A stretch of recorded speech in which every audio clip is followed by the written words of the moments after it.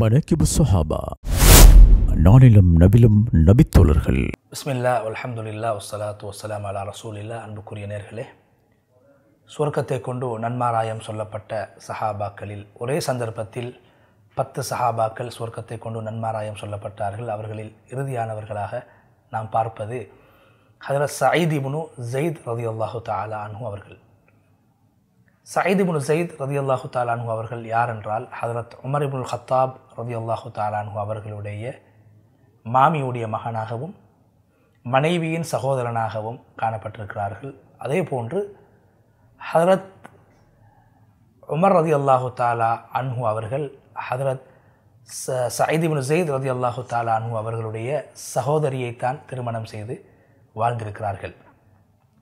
இந்த சயீத் இப்னு ஸைத் ரலியல்லாஹு தஆலா அன்ஹு அவருடைய தந்தை ஸைத் இப்னு அம்ர் என்று சொல்லக்கூடியவர் வரலாற்றிலே மிக முக்கியமாக பேசப்படக்கூடிய ஒருவர். இவர் நபி ஸல்லல்லாஹு அலைஹி வஸல்லம் அவர்கள் நபியாக அனுப்பப்படுவதற்கு முன்னால் இருந்து தூய இஸ்லாமிய மார்க்கம், அதாவது மில்லத் இப்ராஹிம் அலைஹிஸ்ஸலாத்து வஸலாம் அவர்களுடைய மார்க்கத்தில் இருந்ததாகவும், ஜாஹிலிய காலத்தில் இருந்து கூட அவர்கள் சிலை வணக்கம் செய்யாத ஒருவராகவும், முஸ்லிம் அல்லாதவர்கள் அறுத்து பலியிடக்கூடிய பிராணிகளை சாப்பிடாத ஒருவராகவும் அவர்கள் தன்னை ஒரு தூய இப்ராஹிமிய மார்க்கத்தில், அந்த இப்ராஹிம் அலைஹிஸ்ஸலாத்துடைய அந்த மார்க்கத்தில் இருந்த ஒருவராக அடையாளப்படுத்தியிருக்கிறார்கள். அந்த அடிப்படையில் தான் சயீத் இப்னு ஸைத் ரலியல்லாஹு தஆலா அன்ஹு அவர்கள் ஆரம்ப காலத்திலே இஸ்லாத்தை ஏற்றுக்கொண்டார்கள். ஹஜ்ரத் உமர் ரலியல்லாஹு தஆலா அன்ஹு அவர்கள் இஸ்லாத்தை ஏற்பதற்கு முன்னால் சயீத் இப்னு ஸைத் ரலியல்லாஹு தஆலா அன்ஹு அவர்கள் இஸ்லாத்தை தழுவினார்கள். அதன் காரணத்தினால்தான் ஹஜ்ரத் உமர் இப்னுல் கத்தாப் ரலியல்லாஹு தஆலா அன்ஹு அவர்கள் சயீத் இப்னு ஸைத் ரலியல்லாஹு தஆலா அன்ஹு அவர்களை கட்டி வைத்து அடித்ததாகவும் துன்புறுத்தியதாகவும் வரலாற்று நூட்களிலே பதிவு செய்யப்பட்டிருக்கின்றன.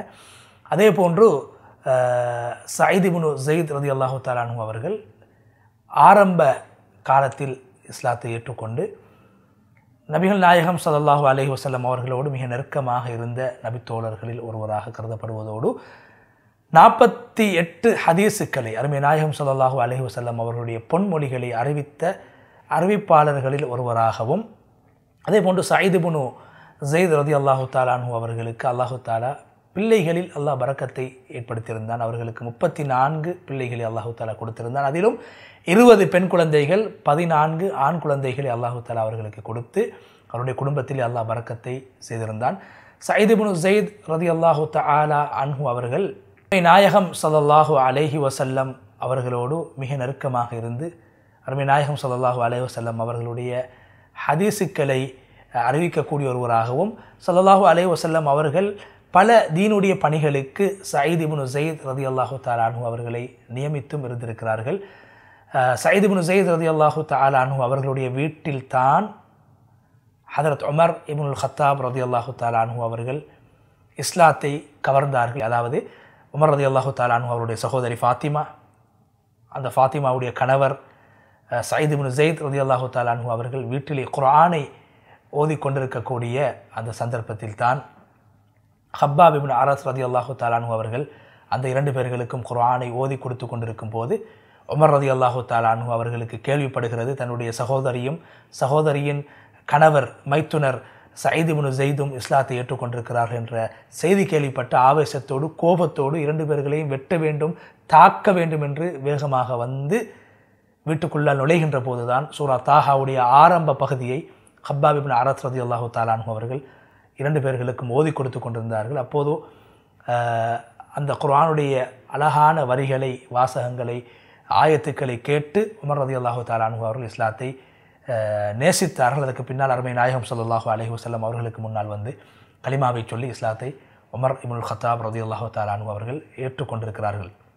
எனவே உமர் ரலியல்லாஹு தஆலா அன்ஹு அவர்கள் இஸ்லாத்தை ஏற்ற வரலாறு பேசப்படுகின்ற போது சயீத் இப்னு ஸைத் ரலியல்லாஹு தஆலா அன்ஹு அவர்களுடைய அந்த வீடு சம்பந்தப்படுகிறது, அவர்களுடைய மனைவி சம்பந்தப்படுகிறார்கள், அவர்களுடைய அந்த அந்த குர்ஆன் ஓதிய அந்த நிகழ்வு சம்பந்தப்பட்டிருக்கிறது. அதே போன்று அன்புக்குரிய நேர்களே, சகோதரர்களே, இந்த சயீத் இப்னு ஸைத் ரலியல்லாஹு தஆலா அன்ஹு அவர்கள் எப்படி சஅத் இப்னு அபி வக்காஸ் ரலியல்லாஹு தஆலா அன்ஹு அவர்கள் கேட்கக்கூடிய துஆக்களை அல்லாஹு தஆலா அங்கீகரித்தானோ, ஏற்றுக்கொண்டானோ, அதுபோன்று சயீத் இப்னு ஸைத் ரலியல்லாஹு தஆலா அன்ஹு அவர்களும் துஆ கேட்டால் அந்த துஆக்களை அல்லாஹு தஆலா அங்கீகரிக்கக்கூடிய ஒரு நிலை காணப்பட்டிருக்கிறது. அதனால்தான் பிற்காலத்திலே மதீனாவிலே சயீத் இப்னு ஸைத் ரலியல்லாஹு தஆலா அன்ஹு அவர்கள் வாழ்ந்து கொண்டிருக்கக்கூடிய அந்த காலகட்டத்திலே ஒரு பெண், அதாவது அர்வா பின்த் உவைஸ் என்று சொல்லக்கூடிய பெண், சயீத் இப்னு ஸைத் ரலியல்லாஹு தஆலா அன்ஹு அவர்கள் தன்னுடைய காணியை அபகரித்து வீடு கட்டியிருக்கிறார்கள், தன்னுடைய காணியை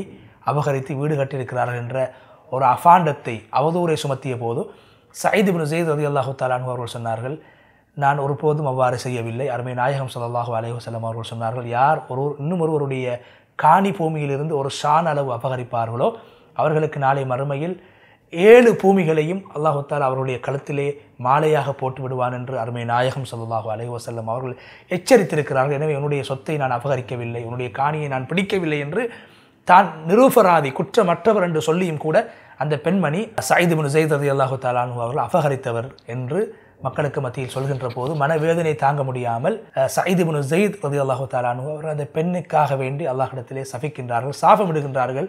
சொன்னார்கள், யா அல்லாஹ், அல்லாஹும்ம அமி பஸரஹா, அந்த பெண்ணுடைய பார்வையை நீ குருடாக்க வேண்டும். வ அமித்ஹா ஃபீ பைத்திஹா, அந்த பெண்ணை அவருடைய வீட்டிலே நீ மௌத்தாக்க வேண்டும், மரணிக்க செய்ய வேண்டும் என்று பதுவா செய்து விடுகிறார்கள் மனம் நொந்த நிலையிலே.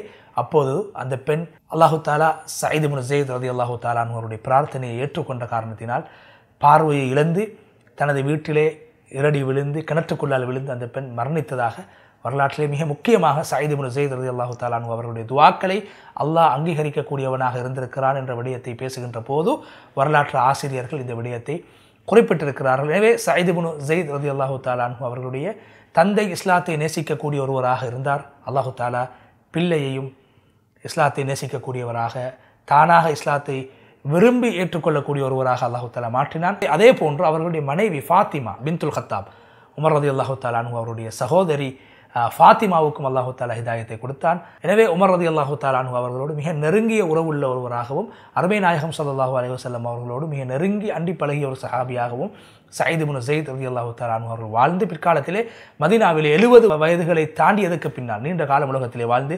மரணித்தார்கள். அவருடைய ஜனாசாவை ஹதரத் அப்துல்லாஹ் இப்னு உமர் ரலியல்லாஹு தஆலா அன்ஹு அவர்கள் ஜனாசா தொழுகை நடாத்தி ஜனாசாவுடைய அந்த குளிப்பாட்டுகின்ற விடயத்திலே சஅத் இப்னு அபி வக்காஸ் ரலியல்லாஹு தஆலா அன்ஹு அவர்களும் பங்கேற்றதாக பேசப்பட்டிருக்கிறது. அல்லாஹு தஆலா அந்த அளவுக்கு நீண்ட ஒரு ஆயுளை கொடுத்து நல்ல அமல்களை செய்து அருமை நாயகம் ஸல்லல்லாஹு அலைஹி வஸல்லம் அவருடைய பொன்மொழிகளை அறிவித்து நல்ல பல விடயங்களை உலகத்திலே செய்து இந்த உலகத்தை விட்டும் நல்ல முறையில் அவர்கள் பிரிந்து சென்றார்கள். வல்லநாயன் அல்லாஹு தஆலா இவ்வாறான சஹாபாக்கள் செய்த பணிகளை என்னுடைய வாழ்க்கையிலும் தொடர்ச்சியாக செய்கின்ற சந்தர்ப்பத்தை அல்லாஹ் நம் அனைவருக்கும் நசீபாக்குவானாக.